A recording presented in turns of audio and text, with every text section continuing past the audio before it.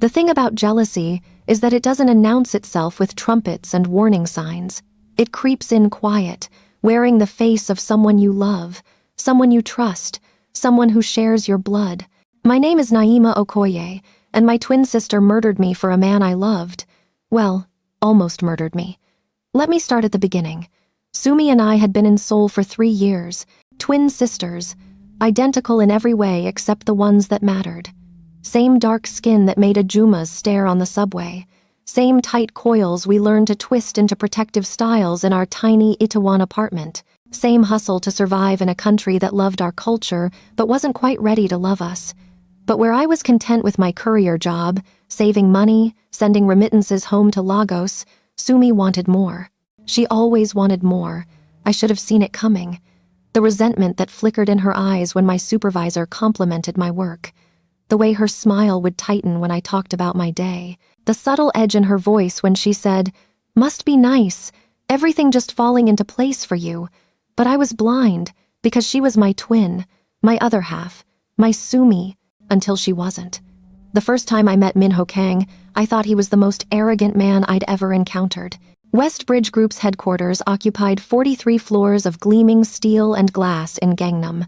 I'd delivered there before, dropping packages at reception, in and out in 5 minutes. But this delivery was different, marked urgent, requiring signature from the CEO himself. The elevator to the executive floor was the kind that makes you feel poor. Mirrors on every wall, soft classical music. The air itself smelled expensive, like leather and ambition and old money that's been sitting in bank vaults for generations. I stepped out onto the 43rd floor and immediately felt the temperature drop. Not literally, but the atmosphere. Cold, clinical. Everyone moved with purpose, spoke in hushed tones, wore suits that cost more than my monthly rent. The receptionist barely looked at me. Deliveries go to the loading dock. This one's marked for CEO signature. I held up the package, an expensive Italian leather binder that probably contained contracts worth millions. She sighed like I'd personally ruined her day. "Wait there." I waited. 5 minutes became 10. 10 became 20. I had 3 more deliveries after this. My supervisor would dock my pay if I was late, and this receptionist was scrolling through her phone like I was furniture. "Excuse me, I really need—" I said wait. That's when the elevator opened again and he walked out. Minho Kang was 32 years old and looked like he'd been carved from marble by someone who understood both beauty and cruelty. Tall, lean, wearing a black suit that probably cost more than my entire wardrobe. His hair was styled with casual perfection, black and swept back from a face that belonged on magazine covers. Sharp jawline, high cheekbones, eyes so dark they looked black in the fluorescent lighting. He moved like gravity bent around him. People straightened, bowed, scattered from his path like he was royalty. And he didn't even glance at me. "Mr. Kang?" The receptionist was suddenly animated, practically vibrating with eagerness. "The merger documents are ready in conference room A. And Mr. Chen from Shanghai is waiting. Move them to 3. His voice was clipped, precise, the kind of voice used to being obeyed without question. Korean accent softened by years of American business school but still distinctly Seoul elite. "I need the room for the Tokyo call." "Of course, Mr. Kang. Right away." He was almost past me when I spoke up. "Excuse me." He stopped, turned, and for the first time, those dark eyes actually focused on me. The look wasn't hostile. It was worse. It was the look you give something unexpected and slightly inconvenient, like finding a package in your path. "You're late," he said. Not a question, a statement, an accusation. My jaw tightened. "I've been waiting here for 25 minutes. The delivery window was 11 to 11:30. It's now 11:42. He checked his watch. Expensive, minimalist, probably Swiss. "That's late. I was here at 11:15. Your receptionist made me wait." His gaze flicked to the receptionist, who suddenly looked very interested in her computer screen. Then back to me. "And you didn't think to speak up sooner?" I spoke up 3 times, clearly not loudly enough. The condescension in his voice made my teeth ache. I'd dealt with entitled customers before. Rich men who thought their money bought them the right to treat service workers like servants. But something about Minho Kang's casual dismissal, His complete lack of awareness that I was a person with a schedule and a life and dignity made something snap. Maybe, I said, keeping my voice level, people who don't say please are the reason. Elevators feel like prison cells. The entire floor went silent. The receptionist's mouth fell open. A passing executive actually stopped walking, and Minho Kang's eyebrows rose just slightly, the only indication he'd heard something surprising. Then he smiled. It wasn't a friendly smile.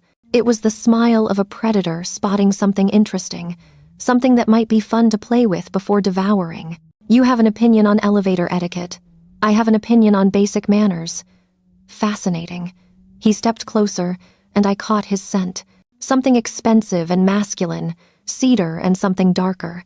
His eyes swept over me, cataloging, my worn courier uniform, my natural hair pulled back in a simple puff, my scuffed sneakers. What's your name? It's on the package. His smile widened slightly. I'm asking you. Naima Okoye. Korean? Nigerian? Something flickered in his expression.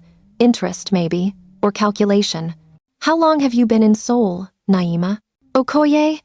3 years, and you work for Speedy Courier. Obviously. Do you always speak to clients this way? Only the ones who treat me like I'm invisible. He studied me for a long moment, those dark eyes searching my face like he was trying to solve a puzzle. Then he held out his hand. The package. I handed it over. He signed the receipt with a fountain pen that probably cost more than my monthly salary, his signature a sharp slash across the paper.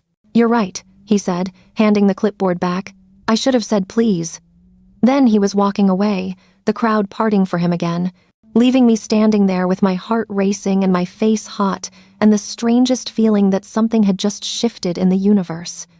The receptionist was staring at me like I'd grown a second head. You just spoke to Minho Kang like that. He was rude. He's one of the richest men in Seoul. Then he can afford to buy some manners. I left before she could respond, but I felt eyes on me the entire way to the elevator. And when the doors finally closed, when I was alone with my reflection in all those mirrors, I let out a breath I didn't know I'd been holding. What I didn't know was that Minho Kang was still watching, and that my twin sister, checking her phone in our apartment across the city, had just received a text from a friend who worked at Westbridge Group. A text that said, "Your sister just went off on the CEO. It was amazing." And in that moment, something ugly bloomed in Sumi's chest. Something that looked like jealousy but tasted like hate. That night, I made the mistake of telling Sumi about my day. We were in our apartment, the tiny 2-room space we'd shared since arriving in Seoul. The walls were thin enough to hear our neighbor's television. The kitchen was barely big enough for one person, but it was ours, and we'd made it home with photos from Lagos, our mother's Ankara fabric draped over the couch, the smell of jollof rice. Sumi was preparing for dinner. You should have seen his face, I said, laughing as I set the table. Like he couldn't believe someone actually called him out. Sumi stirred the rice, her back to me. Sounds like you made quite an impression. I don't know about that. He probably forgot about me the second I left. Maybe. Something in her voice made me look up. But when she turned around, she was smiling. Or maybe you're more memorable than you think. Sumi. The man barely looked at me. You said he asked your name.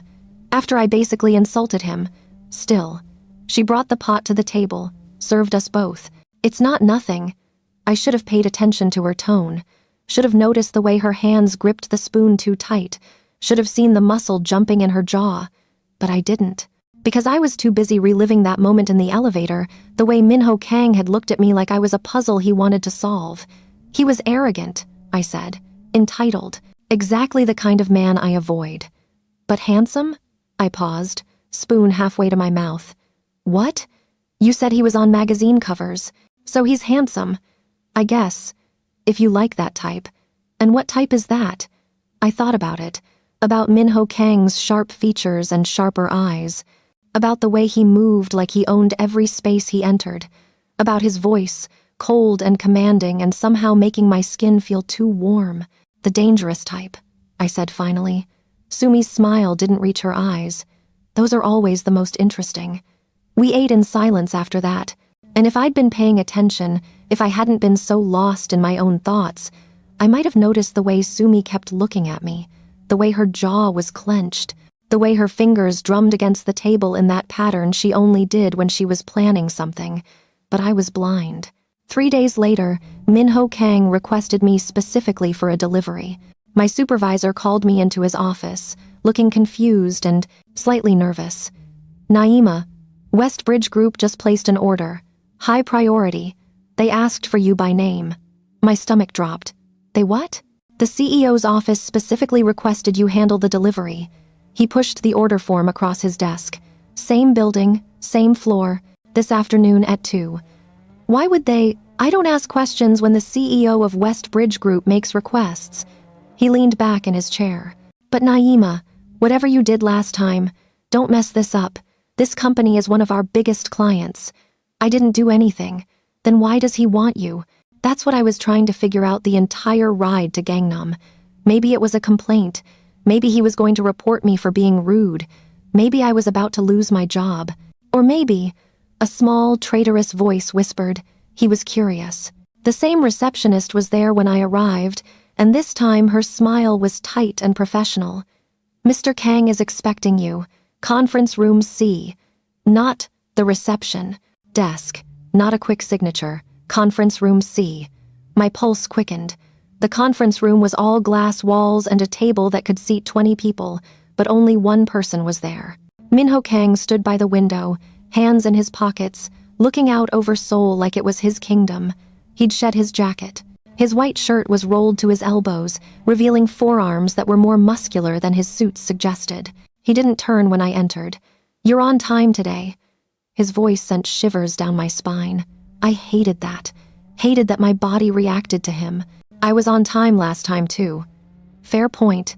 He turned, and those dark eyes locked onto mine.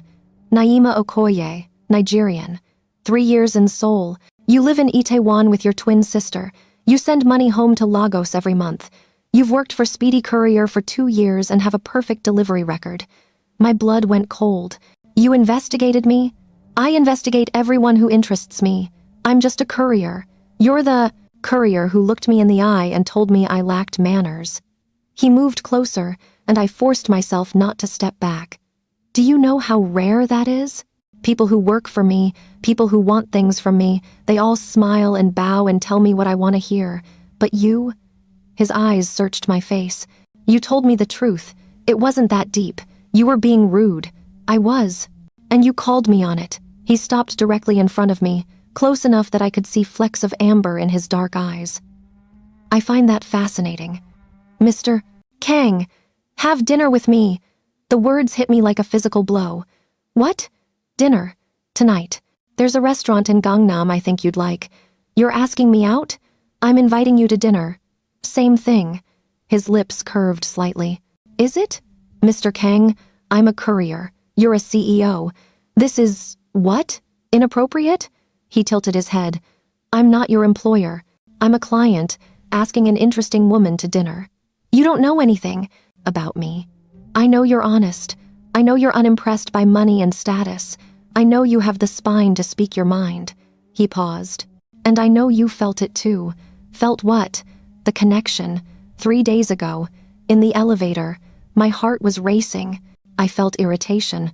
"Liar." His voice dropped lower. "You felt the same thing I did. That pull. That curiosity." He was right, and that terrified me. "This is a bad idea." "Probably." He pulled out his phone, typed something. "But I'm curious to see where it goes. And I think you are too." My phone buzzed. A text from an unknown number, an address, a time, 8 p.m. "That's the restaurant," he said. "I'll have a car pick you up at 7:30. I didn't say yes. You didn't say no." We stared at each other, the air between us crackling with something I didn't want to name. Then someone knocked on the glass, an assistant with urgent papers, and the moment broke. "Your delivery," I said, holding out the package I'd almost forgotten I was carrying. He took it without looking away from my face. 7:30, Naima Okoye. "Don't be late." Then he was gone, leaving me alone in that glass room with my racing heart and the terrible realization that I wanted to say yes. That I was going to say yes, and that everything was about to change. I told Sumi everything that night. Another mistake. We were getting ready for bed, our nightly routine of skincare and gossip, and I couldn't keep it in. The words tumbled out, about the delivery, about Minho Kang investigating me, about the dinner invitation. He wants to take you out? Sumi's voice was carefully neutral as she rubbed lotion into her arms. I think so. Maybe. I don't know. What did you say? I didn't say anything. I just left. But you're thinking about it. I met her eyes in the mirror. Would that be crazy? He's a CEO, Naima. That's a different world. I know. Do you? She set down the lotion, turned to face me fully.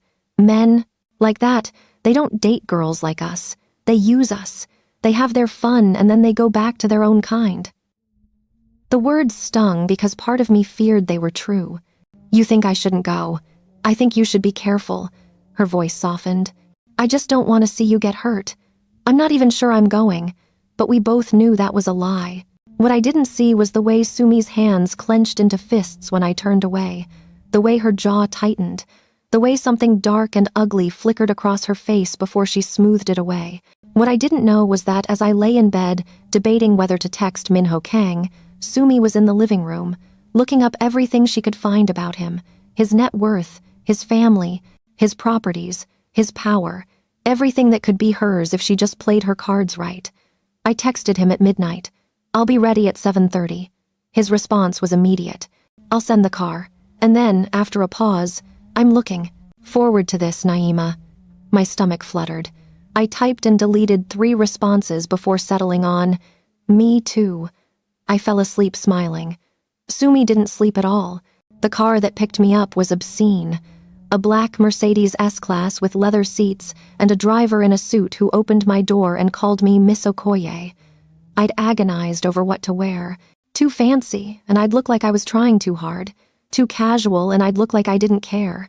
I'd finally settled on a simple black dress, fitted but not tight, with my natural hair out in a twist-out that had actually cooperated for once. Sumi had watched me get ready with a strange expression. You look beautiful, she'd said. You think so? Maybe I should change. No, you're perfect. She'd hugged me, held on just a second too long. Have fun, sis. You deserve this. The restaurant was in Cheongdam-dong, the kind of place where there's no menu and the chef decides what you eat based on what's fresh that day. Private rooms, soft, lighting, the kind of subtle luxury that whispers rather than shouts. Minho Kang was already there when I arrived, standing as I entered. He'd changed too, still all black, but more casual. No tie, top button undone, hair slightly mussed like he'd run his hands through it. He looked devastating.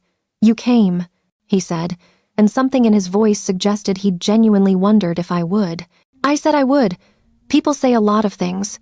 I'm not most people. His smile was slow, genuine. No, you're definitely not. Dinner was extraordinary. Course after course of food I couldn't pronounce, but that melted on my tongue. Minho Kang was a surprisingly good conversationalist when he wasn't being arrogant. He asked about Lagos, about how I ended up in Seoul, about my dreams beyond delivering packages. I want to open my own business someday. I admitted over dessert. Something in logistics. I like the problem-solving aspect of getting things from point A to point B. You'd be good at that. How would you know? Because you're methodical, practical. You don't get flustered when things go wrong. His eyes held mine. You get creative. And how do you know that? The elevator incident. Most people would have accepted the wait. You spoke up. That's rare.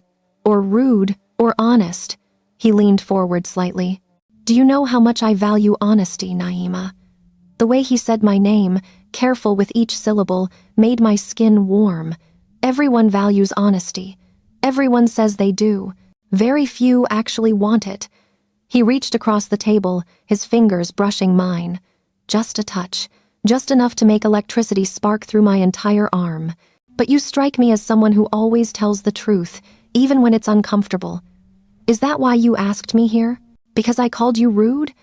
I asked you here because I haven't been able to stop thinking about you for 3 days. His thumb traced circles on my palm. And because I wanted to see if that spark I felt was real or just my imagination. My breath caught. And it's real. His voice dropped lower. Very real. We talked for 3 more hours. About everything, and nothing. He told me about growing up with impossible expectations, about building West Bridge from his father's failing company into an empire, about the loneliness of being at the top. I told him about growing up in Lagos with Sumi, about our mother who cleaned houses so we could go to university, about coming to Seoul chasing a dream of something bigger. "Why Seoul?" he asked. "Why not?" I smiled. Plus, Sumi had a friend here. It seemed like an adventure. And has it been? An adventure?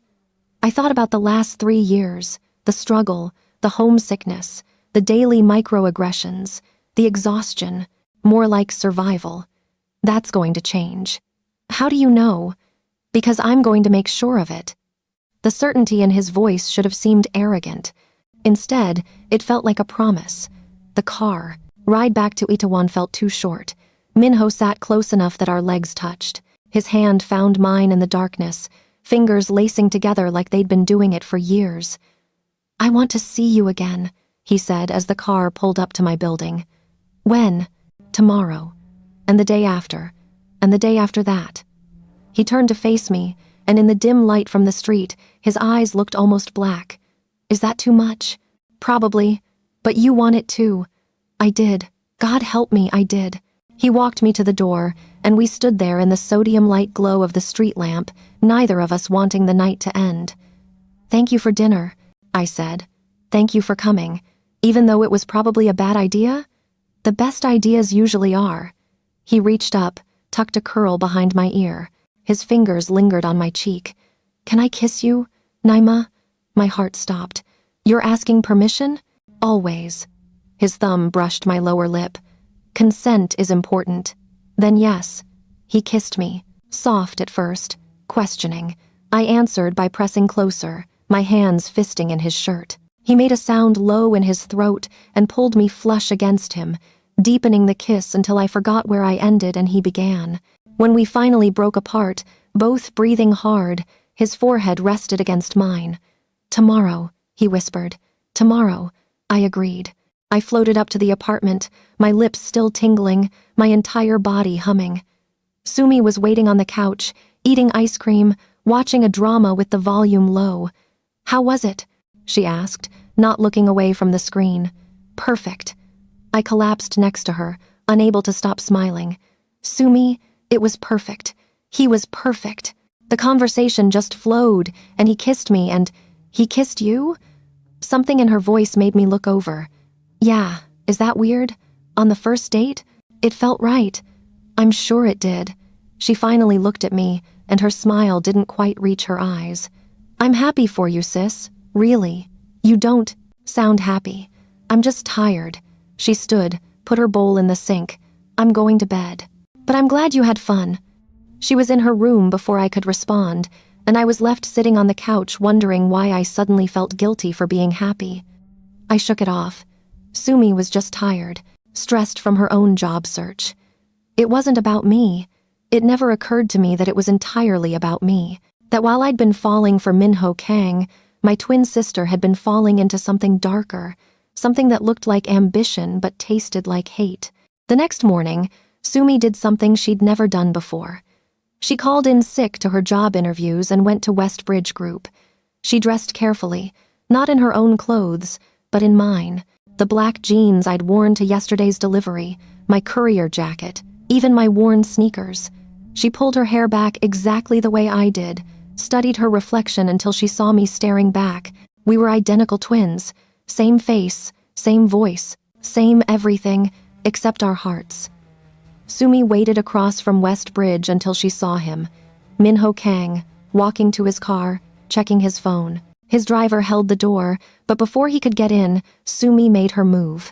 She'd planned it perfectly, walking past at just the right moment, looking down at her phone.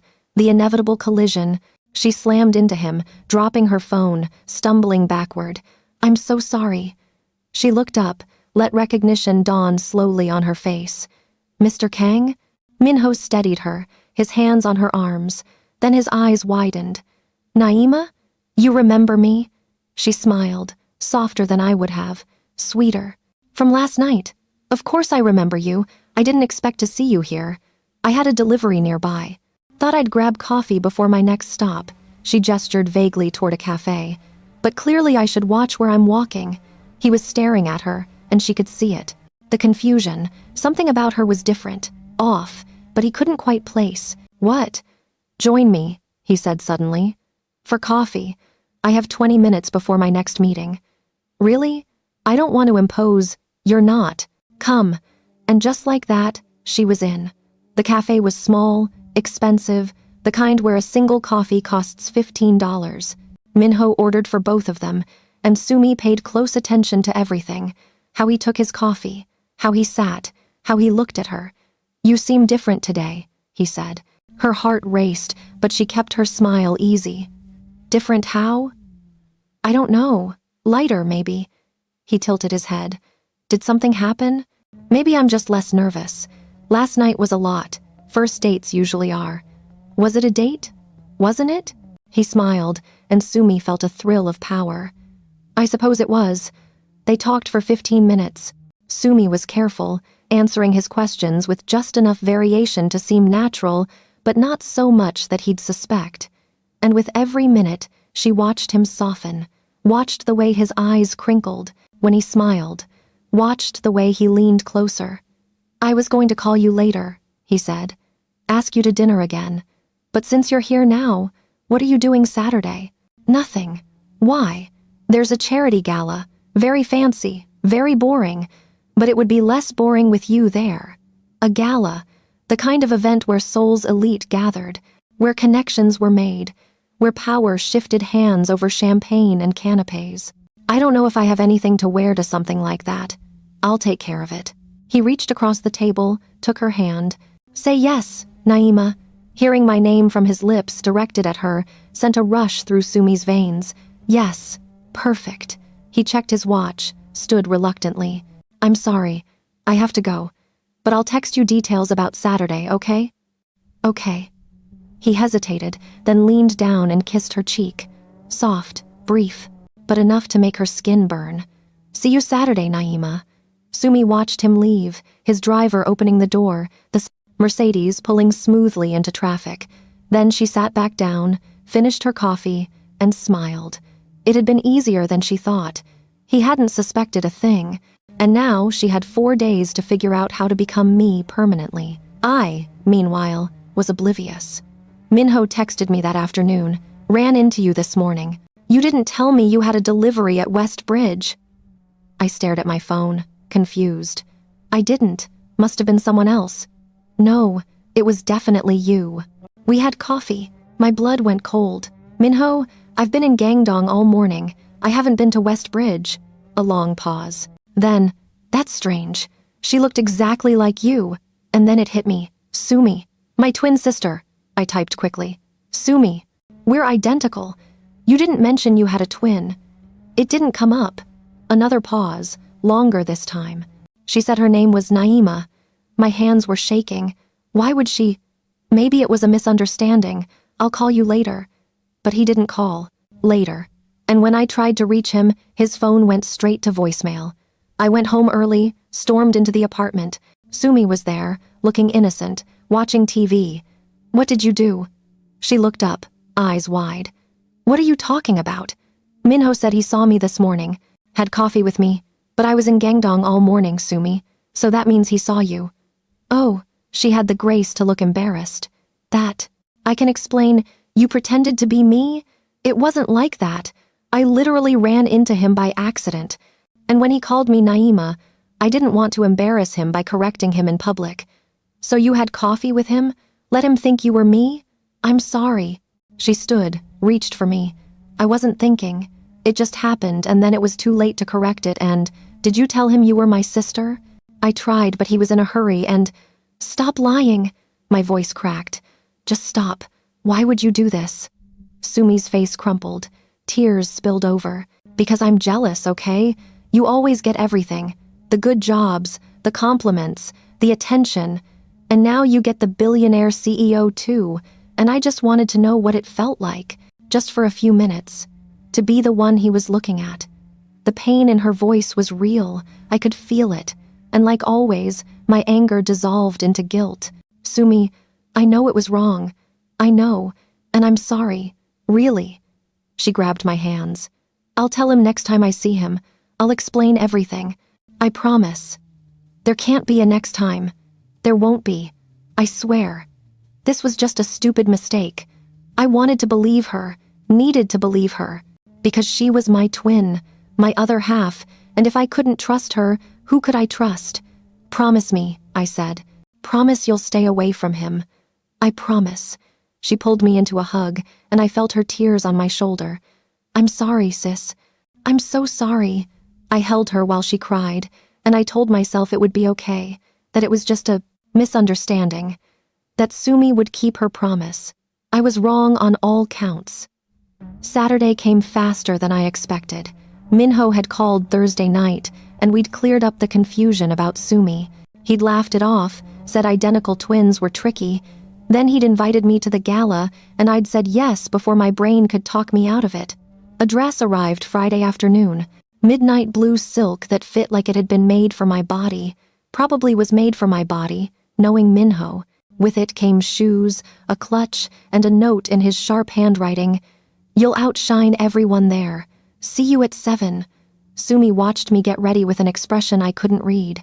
"That dress is gorgeous," she said. "It's too much. I feel like I'm playing dress up."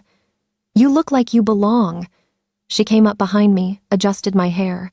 "Like you were born for this world." "I wasn't. Maybe you were and just didn't know it yet." She met my eyes in the mirror. "Have fun tonight, Naima. You deserve this. You're sure you're okay with, I'm fine, really. Go. Enjoy being Cinderella for a night." The car picked me up at 7 sharp. Sumi waved from the window, smiling. I didn't see her grab her coat the moment I was gone, didn't see her follow in a taxi, didn't see the way her smile dropped the second I was out of sight. The gala was at the Shilla Hotel, a place so expensive I'd never even walked past it. The ballroom was all crystal chandeliers and champagne fountains and women in dresses that cost more than my yearly rent. Minho was waiting at the entrance, and when he saw me, his entire face transformed. "Naima." He took my hand, brought it to his lips. "You're stunning. You clean up pretty well yourself." He was in a tuxedo, perfectly tailored, his hair styled back. He looked like he'd walked out of a magazine spread. "Come, let me introduce you to some people." The next hour was a blur of names and faces and titles that made my head spin. Everyone wanted to talk to Minho Kang. Everyone wanted his attention, his approval, his business card. And through it all, his hand never left the small of my back. Possessive. Protective. "That's Park Ji-hoon. He runs half of Busan's shipping operations," he'd murmur. "The woman in red is Choi Soo-min. She's about to announce a merger that will make her the wealthiest woman in Korea. The man by the champagne tower is bad news. Avoid him." "You know everyone," I said, amazed. "I know who matters. There's a difference. And do I matter?" He pulled me closer, his lips near my ear. "You matter most of all." We danced. Minho held me close, one hand at my waist, the other laced with mine. He moved with the kind of confidence that comes from years of ballroom lessons, and I stumbled trying to keep up. "I'm not very good at this," I admitted. "You're perfect." He spun me gently. "Just follow my lead. I'm always following someone's lead. Then maybe it's time you started leading." The song ended, and as we stood there, catching our breath, someone tapped Minho's shoulder. "Excuse me, Mr. Kang, I need to discuss the Singapore deal." Minho's jaw tightened. "Now? It's urgent." He turned to me, apologetic. "Give me 5 minutes. 10 at most. Take your time. I'll grab some champagne." He kissed my forehead, quick and sweet, then disappeared into the crowd. I made my way to the bar, feeling out of place despite my beautiful dress. This wasn't my world. These people weren't my people. "You must be Naima." I turned to find an older woman, elegant in a dove-gray gown, studying me with sharp eyes. "I am. And you are?" "Seo Yeonju, an old friend of Minho's mother." She smiled, but it didn't reach her eyes. "You're causing quite a stir, you know. Minho hasn't brought anyone to one of these events in years. Don't sell yourself short, dear. He doesn't look at just anyone the way he looks at you." She paused. "Though I have to say I'm surprised. Surprised that he'd choose someone so different. The way she said different made it clear she meant black, foreign, other. My spine straightened. Different can be good. Oh, I'm sure. Her smile widened. But Seoul's high society can be quite traditional. You'll have to develop a thick skin to survive it. I've survived worse than Seoul's high society. I'm sure you have. She patted my arm. Still, a word of advice? Don't get too comfortable. Men like Minho, they marry within their class. This is lovely while it lasts, but eventually, reality sets in.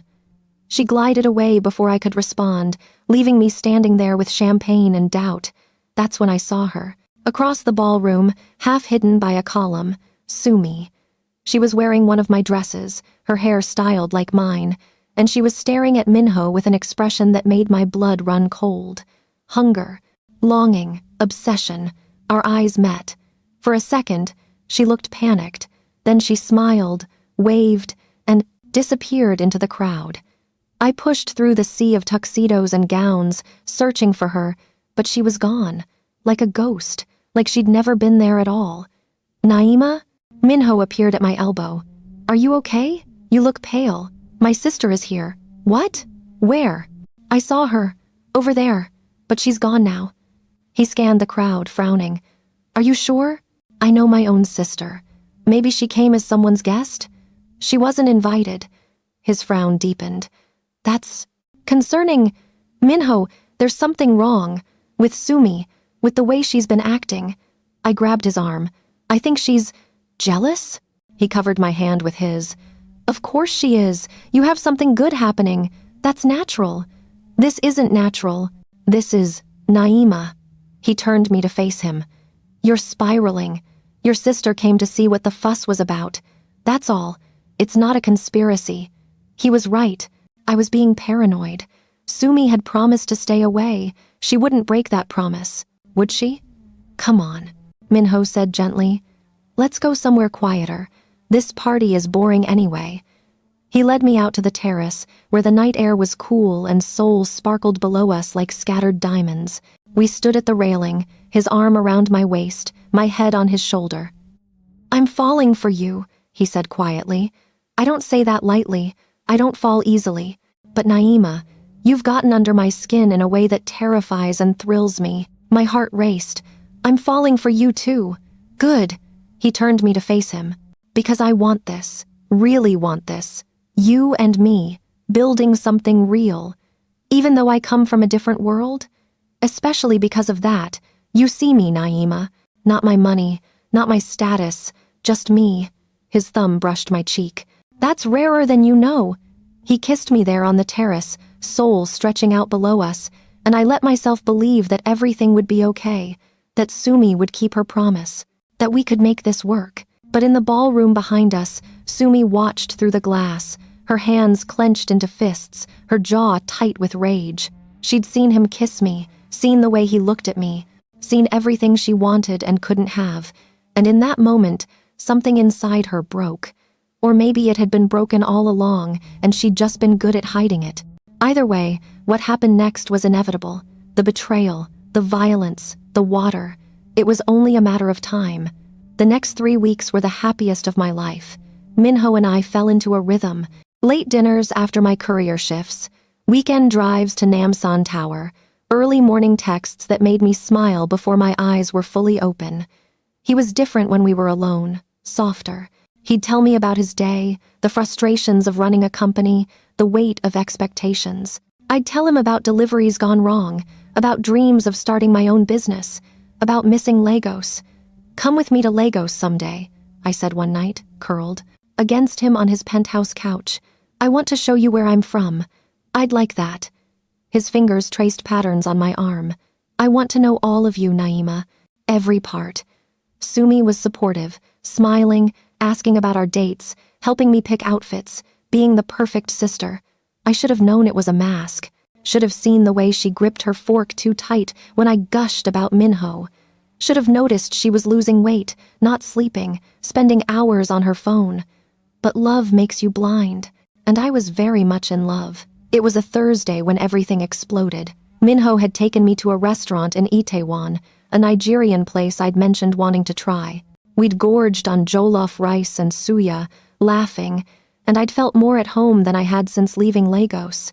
We were leaving when I saw Sumi. She was across the street, standing in the rain, just watching us. Her clothes were soaked, her hair hung in wet ropes, but she wasn't moving, just staring. "Is that—" Minho started. "Sumi," I called, waving her over. She crossed slowly, and up close, I could see something was very wrong. Her eyes were red-rimmed, her makeup was smudged.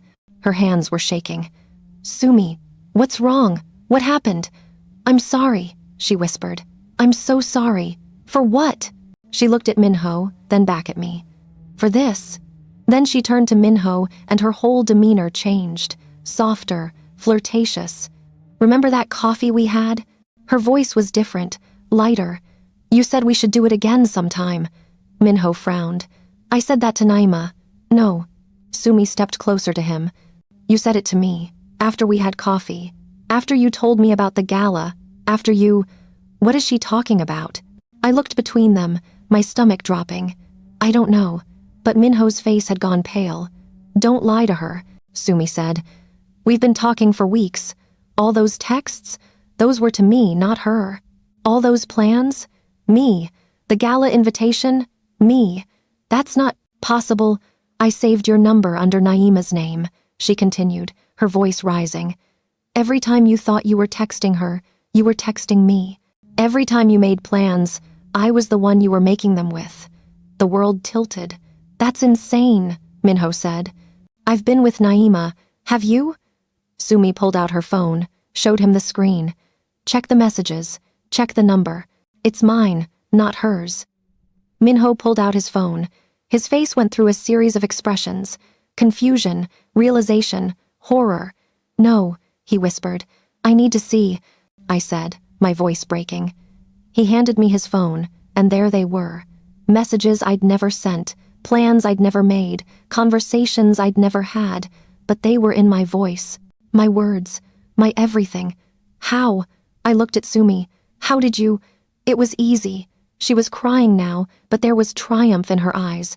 "You tell me everything, what he likes, what he says." I just mirrored it back, and he never knew the difference. "You bitch." The word came out cold, hateful. "You sick, twisted bitch." "I'm sick," Sumi laughed, hysterical. "You're the one who gets everything. The attention, the opportunities, the love. Always you, never me. So yeah, I took something for myself. Can you blame me?" "Yes," I screamed. "Yes, I can blame you. You lied to me. You lied to him. I loved him first." Sumi's voice cracked. "I saw him first. That day at the building, I watched you deliver to him. I saw the way you looked at each other, and I wanted it. For once, I wanted what you had."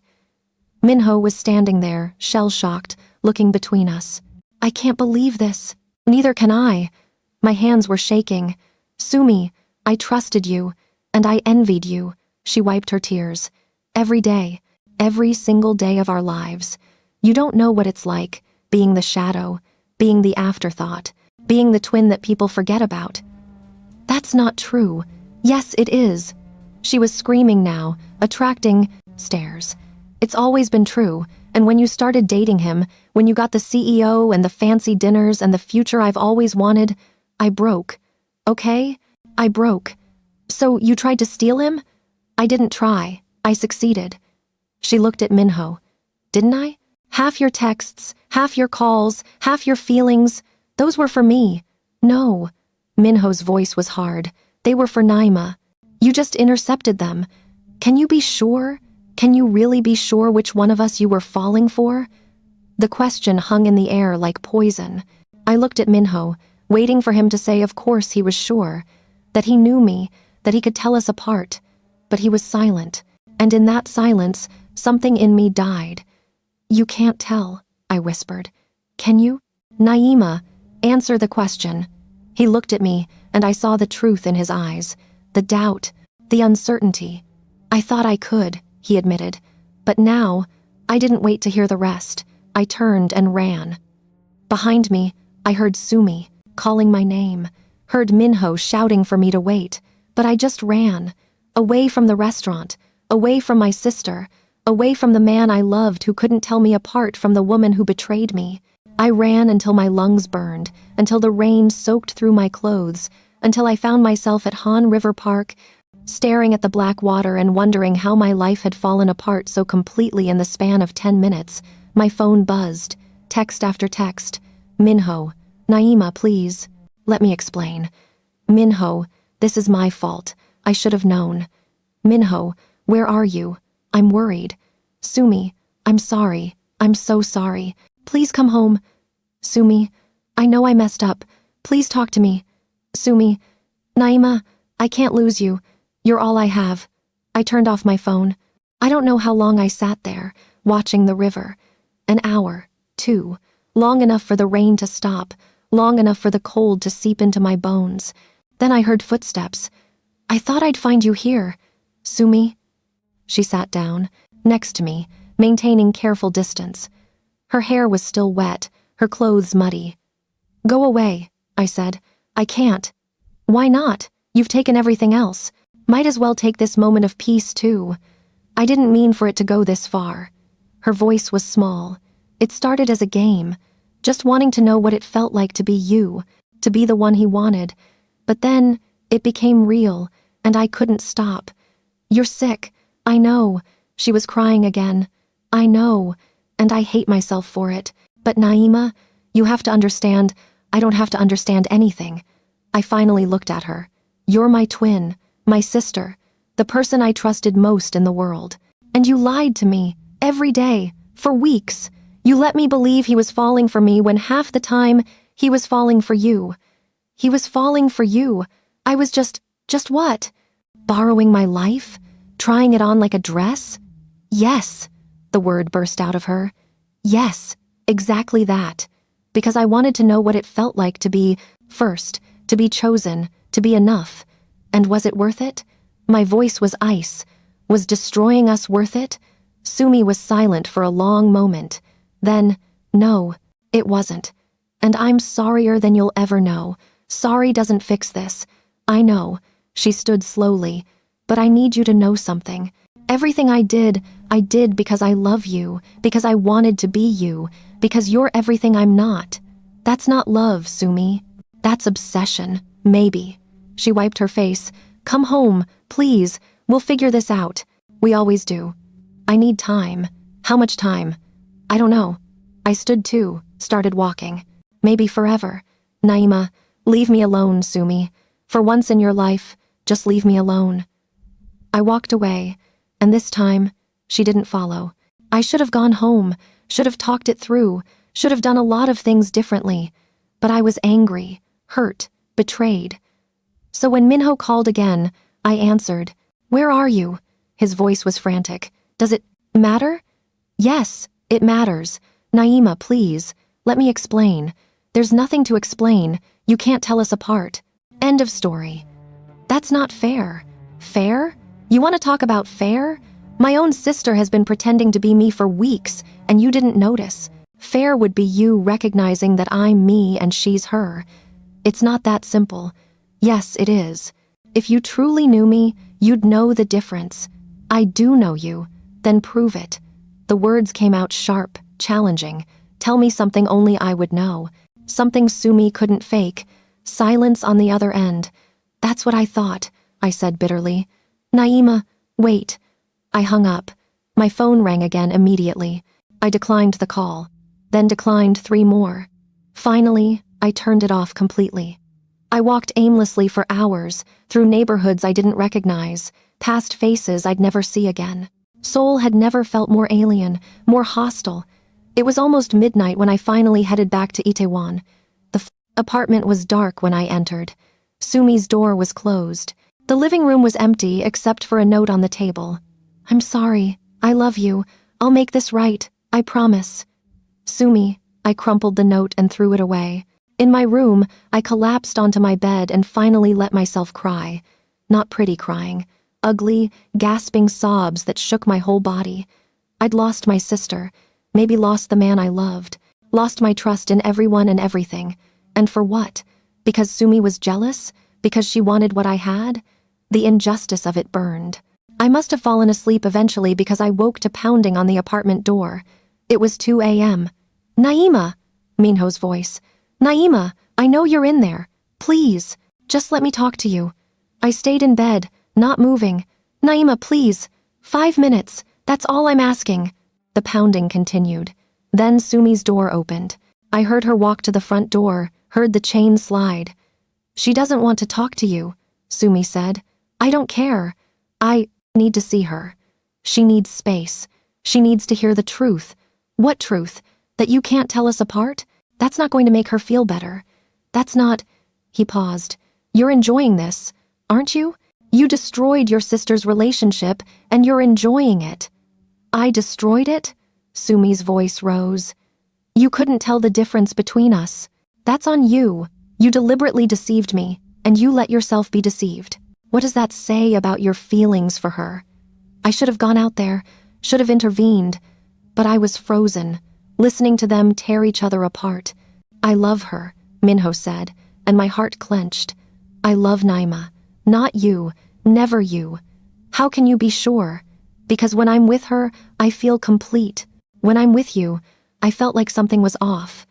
I just couldn't figure out what. That's convenient. Now that you know, suddenly you could tell the difference? Yes, because the difference is in the details. The way, she laughs. The way she thinks, the way she looks at the world. You can mimic her words, but you can't mimic her soul. The words were beautiful, everything I'd wanted to hear, but they came too late. Leave, Sumi said. She's not going to see you tonight. Then I'll come back tomorrow. She won't see you tomorrow either. That's not your call to make. She's my sister. I know what she needs. You betrayed her. You have no idea what she needs. A long silence. Then Sumi, you're right. I don't. But I'm going to make it right. I swear to God, I'm going to make this right. How? How do you make this right? I don't know yet, but I will. Because I love her more than you ever could. That's not love. Love doesn't destroy. Then what do you call what you did? Leading me on while thinking I was her? I wasn't leading you on. I was talking to who I thought was Naima. Same difference. It's not, and you know it. More silence, then footsteps, the door closing, the chain sliding back. Sumi's footsteps approached my room, stopped outside my door. I know you're awake, she said softly, and I know you hate me, but Naima, I'm going to fix this, I promise. I didn't respond. Eventually, her footsteps retreated. I lay there in the darkness, my phone still off, my heart still broken, and wondered how we'd ended up here. Two sisters who'd shared everything. Now we couldn't even share the same apartment without everything falling apart. 3 days passed in a fog. I called in sick to work, stayed in my room, ignored the world. Sumi tried to talk to me multiple times. I didn't answer. Minho came by the apartment twice more. I didn't go to the door. My phone, when I finally turned it on, was flooded with messages. From Minho, from Sumi, even from my courier supervisor asking if I was okay. I wasn't okay. On the 4th day, Sumi knocked on my door early in the morning. Naima, please, we need to talk. Go away. I can't, not until. You hear me out. I've heard enough. You haven't heard this. A pause. I'm leaving Seoul. That got my attention. I opened the door. Sumi stood there looking terrible, dark circles under her eyes, weight loss making her cheekbones sharp, hair unwashed. What did you say? I'm leaving, going back to Lagos, or maybe somewhere else. I haven't decided, but I can't stay here. Not after what I did. That's your answer? Running away? What else can I do? I destroyed us. I destroyed your relationship. I destroyed everything we built here. Her voice cracked. So yeah, I'm running away. Because I can't stand seeing you hurt knowing I caused it. When? My flight is Saturday, 3 days from now. She met my eyes. I came to say goodbye, and to ask for forgiveness.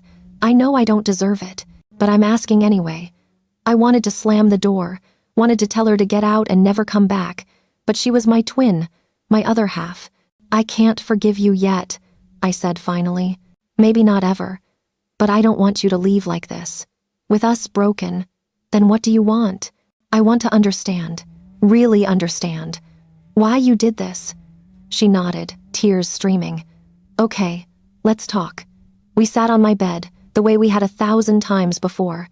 Sisters, twins, two halves of the same whole, and Sumi told me everything, about how she'd always felt second, how our mother had favored me, even if she didn't mean to, how teachers, friends, everyone had always seen me as the responsible one, the smart one, the one who'd succeed. You were always enough, she said, and I was always almost as good, almost as smart, almost as pretty. Everything about me was almost you, but not quite. I didn't know you felt that way. How could you? You were busy being perfect. She said it without malice, just exhaustion. And then we came to Seoul, and even here, you thrived, got the job, made friends, adapted, while I struggled with every interview, every interaction, every day. You should have told me. And say what? That I was jealous of my own twin? That I hated you for being better at life? She shook her head, so I bottled it up, until I couldn't anymore. And Minho was the breaking point. Yes, because he was everything. Rich, powerful. He saw you and wanted you immediately. And I thought if I could just be you for a little while, maybe I could have that too. Maybe I could know what it felt like to be first choice. You were first choice, Sumi. To our mother, to me, to everyone who mattered. But not to myself. She wiped her face. That's the problem. I was never enough for myself.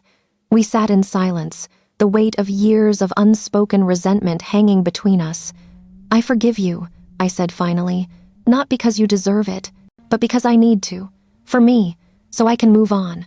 Thank you. Her voice was barely a whisper. That means everything.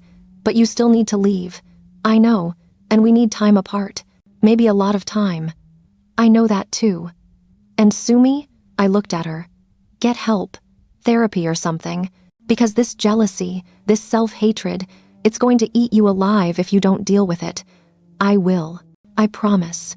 We hugged then, tight and desperate, and I let myself cry for everything we'd lost. But I also let myself hope that maybe, someday, we could find our way back to each other. That night, I finally answered Minho's messages. Can we talk?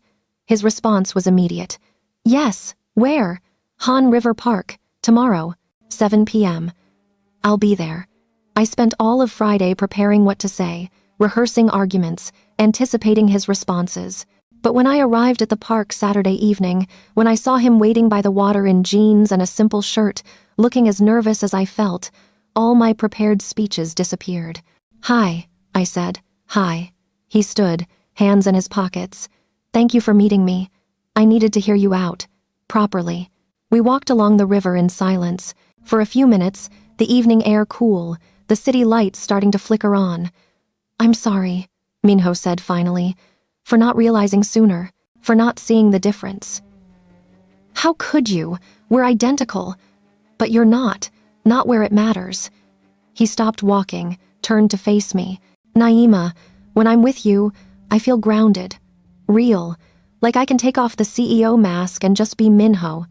When I was texting Sumi thinking she was you, something always felt off. The responses were too careful, too practiced, but I convinced myself I was overthinking it. You should have trusted your instincts. I should have. And I'm sorry I didn't.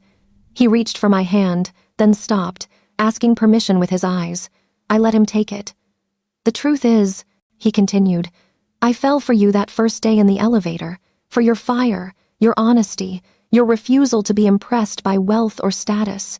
Everything after that, every date, every conversation, I was falling deeper. And when I thought some of those moments were with you but they were actually with Sumi, he shook his head. It doesn't change how I feel, because the moments that mattered, the real moments, those were all with you. How can you be sure? Because I know you, Naima. I know you bite your lip when you're thinking. I know you touch your hair when you're nervous. I know you close your eyes when you laugh really hard. I know you dream of starting your own business and sending for your mother and eating Nigerian food without judgment. Sumi might look like you, but she's not you. And I want you. Only you. The words were perfect. Everything I'd needed to hear. But doubt still gnawed at me. What if it happens again? What if she comes back? What if... Then we handle it together.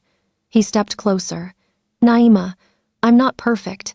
I made mistakes, but I'm asking for another chance to prove that I know you, that I choose you, that you're not interchangeable to me. I don't know if I can trust this. Trust us. Then let me earn it back. However long it takes. I wanted to say yes, wanted to fall into his arms and pretend the last week hadn't happened, but I'd been hurt too deeply. I need time, I said. Space to figure out who I am without Sumi, without you, just me. Pain flashed across his face, but he nodded. How much time? I don't know. Maybe weeks, maybe months. And after? Will you give us another chance? Maybe, if we're still the same people when the dust settles. He pulled me close then, held me like I was precious. I let myself sink into him, memorizing his scent, his warmth, his solidity. I'll wait, he whispered into my hair. As long as it takes.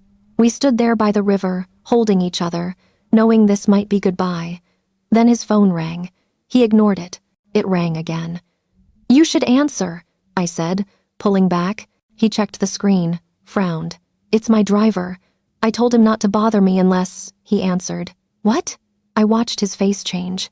Alarm, confusion, horror. When? A pause. Where? Another pause. I'm on my way. He hung up, looked at me with stricken eyes. What happened? Your sister. He seemed to struggle with the words. She's at West Bridge, in my office. She's saying she needs to talk to me, that it's urgent. What? Why would she? I don't know. But Naima, my security says she's acting strange, unstable. I think, he stopped. I think she might hurt herself. My blood went cold. I'm coming with you. Are you sure? She's my sister. Of course I'm sure. We ran to his car, the driver already waiting, and raced toward Gangnam. I tried calling Sumi. It went straight to voicemail. What did she say exactly? I asked Minho. Just that she needed to talk to me, that she had something important to tell me, that it couldn't wait. That doesn't sound like her. I know. We made it to West Bridge in record time. The building was mostly empty, it being Saturday evening. We took the elevator to the 43rd floor.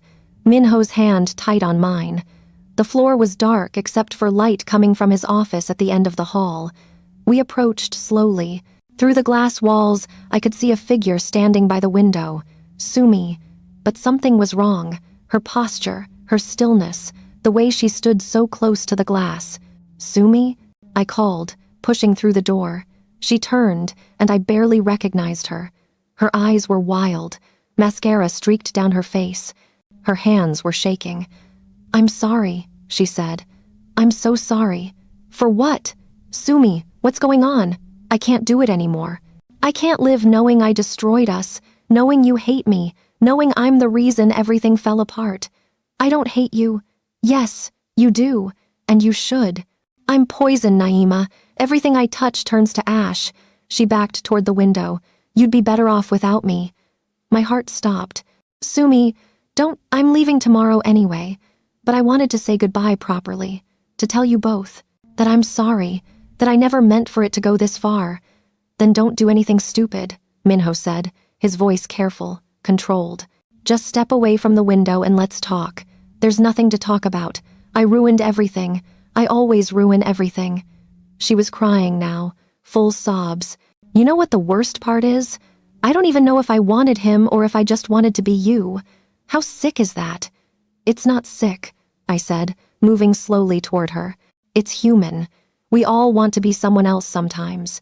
But I acted on it. I lied. I manipulated. I destroyed the most important relationship in my life for a man I didn't even really want. She was right next to the window now, 43 stories of glass between her and the street below. Sumi, please, step away from the window. Why? So I can go to Lagos and be miserable there instead of here? So I can spend the rest of my life knowing I betrayed my twin? She shook her head. It would be easier if I just... Don't, my voice cracked. Don't you dare, because if you jump, I'll never forgive you. Do you hear me? Never. You'll move on. No, I won't. I'll spend the rest of my life wondering if I could have saved you, if I should have seen the signs, if I could have loved you better. Tears streamed down my face. Please, Sumi, please don't do this. She looked at me, really looked at me, and I saw the little girl who used to share my bed during thunderstorms, who braided my hair for school, who laughed with me until we cried. "I love you," she said, "more than anything. That's why I have to go." "No." She turned to the window. Everything happened in slow motion. I lunged for her. Minho shouted something. Sumi's hands pressed against the glass, and then time caught up. I grabbed her arm, yanked her back from the window with all my strength. We crashed to the floor together, tangled and crying. "You're not leaving me," I sobbed into her shoulder. "Not like that. Never like that." She clung to me, shaking. "I'm sorry. I'm so sorry. I don't know what I was thinking. I couldn't see any other way out. The way out is forward, together, like we've always done." Minho was on the phone with someone. Security, help. I didn't care. All that mattered was that Sumi was safe, alive, here. We sat on the floor of that office for what felt like hours, holding each other, until help arrived. The next 48 hours were a blur. Sumi was taken to a hospital for evaluation. They kept her for 72 hours, standard procedure for suicide threats. I stayed with her as much as they'd let me. "I'm getting help," she said on the second day. "Real help. Therapy. Maybe medication. Whatever it takes." Good. And I'm still leaving Seoul. But not to run away. To heal. To figure out who I am without you as a reference point. I think that's smart. "Naima?" She took my hand. "I really am sorry. For all of it. I know. And I forgive you. Really. Forgive you this time. Even though I don't deserve it? Especially because you don't deserve it. That's what forgiveness is." We sat in comfortable silence for a while. Then Sumi said, "He loves you, you know. Minho. He was terrified when he thought I might jump. Not for himself. For you. For what it would do to you. I know. Are you going to give him another chance?" I thought about it. About Minho's face when he'd said he'd wait. About the way he'd held my hand in the car. About how he'd stayed at the hospital until security made him leave. "Maybe," I said. "After I figure some things out for myself." "What things?" "Who I am, what I want, what I'm willing to accept, and what I won't compromise on." I looked at her. "I've been so focused on surviving, on making money, on taking care of us, that I forgot to think about what I actually want from life. And now you're going to figure it out." "Yeah, I am." Sumi smiled, sad but genuine. "Good. You deserve that." 4 days after the office incident, I walked into Minho's penthouse unannounced. He was working from home, laptop open on the dining table, glasses perched on his nose. He looked up when I entered, surprise and hope warring on his face. "Naima." "I've been thinking," I said without preamble. "About us, about what happened, about what I want." He closed his laptop, gave me his full attention, and I realized something. I was so focused on the betrayal, on the confusion of not knowing if you could tell us apart, that I forgot something important. "What?" "That love isn't about never making mistakes. It's about what you do after." I moved closer. "You made a mistake. Sumi and I put you in an impossible situation. But when you realized what was happening, you didn't run. You didn't ghost me. You faced it, apologized, fought for us." "I did. I will. And more than that, when Sumi was on that ledge, you were thinking about me, about what it would do to me. That says something about your character." He stood, closed the distance between us. "Naima, I meant what I said. I'll wait as long as you need." "I know, but here's the thing. I don't want to wait." I cupped his face in my hands. Life is too short, too precious. I almost lost my sister, almost lost you, almost lost myself, and I realized that waiting for the perfect moment, the perfect certainty, is just another way of being afraid. "So what are you saying?" "I'm saying I want to try this, really try. Not perfectly, not without fear, but honestly and openly and together." His hands found my waist. "You're sure?" "No, but I'm willing to be unsure with you." He kissed me then, soft and sweet and full of promise. When we broke apart, he rested his forehead against mine. "Thank you," he whispered, "for giving us another chance. Thank you for being worth it." We stood there in his apartment, Seoul spreading out below us through floor-to-ceiling windows, and I felt something I hadn't felt in weeks. Peace. Not because everything was perfect. It wasn't. Sumi was still healing. Our relationship was still fractured. Minho and I still had work to do to rebuild trust, but we were trying, and sometimes trying is enough. Epilogue, 6 months later, Sumi returned to Lagos. She's seeing a therapist there, working on herself, sending me long emails about her progress. We video call every week. It's not the same as having her here, but it's better, healthier. She met someone, a man who sees her for who she is, not who she's pretending to be. They're taking it slow, but she sounds happy in a way I haven't heard in years. Minho and I are still together. We've had our struggles, moments where the past resurfaces, and we have to work through it. But we're learning, growing, building something real. Last week, he asked me to move in with him. I said yes. 2 days ago, he asked me something else. We were at Han River Park, the place where everything almost ended, where Sumi almost jumped, where I almost lost everything. I want to show you something, Minho said, pulling out his phone. He showed me blueprints, plans for a logistics company. My logistics company. What is this? Your dream. I want to fund it, not as a loan, as an investment, in you, in us, in the future. I stared at the plans, tears blurring my vision. Minho, you said you wanted to build something of your own, so build it. I'll provide the capital. You provide the vision. We'll be partners. That's a huge investment. You're worth it. He took my hand.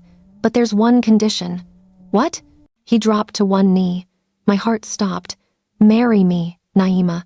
Not because I can't tell you apart from your sister, but because I can, because I know you, because I love you, because I want to spend the rest of my life building dreams with you. I should have said yes immediately, but I'm me. So I said, what about when things get hard, when the past comes up, when I'm difficult or stubborn or scared? Then we work through it, together. That's what marriage is. You're sure? I've never been more sure of anything. I dropped to my knees in front of him, our hands clasped between us. Yes, I said. Yes to the company. Yes to the partnership. Yes to you. Yes to all of it. He kissed me there by the river, in the place where we almost lost everything, and I tasted possibility and hope and future. When we broke apart, I said, Sumi's going to lose her mind when I tell her. In a good way? Yeah, in a good way. She's been rooting for us from Lagos. Has she really? She has, because despite everything, she loves me, and she wants me happy. And are you happy? I looked at this man who'd seen me at my worst and chosen to stay, who'd fought for us when I was ready to give up, who was offering me not just love, but partnership, equality, dreams made real. Yes, I said. I really, really am. We're getting married next spring. Sumi's coming home for the wedding. She's going to be my maid of honor because despite everything, she's still my sister, still my twin, still part of my story. But she's not the whole story anymore. I am. And my story? It's just beginning. The thing about jealousy is that it doesn't announce itself with trumpets and warning signs. It creeps in quiet, wearing the face of someone you love. But the thing about forgiveness, about love, about choosing to move forward instead of staying stuck in the past, that also creeps in quiet. One decision at a time, one moment of grace at a time, one choice to love harder than the hurt at a time. My twin sister tried to steal my life, but in the end, she helped me find it. And that's a gift I'll carry forever.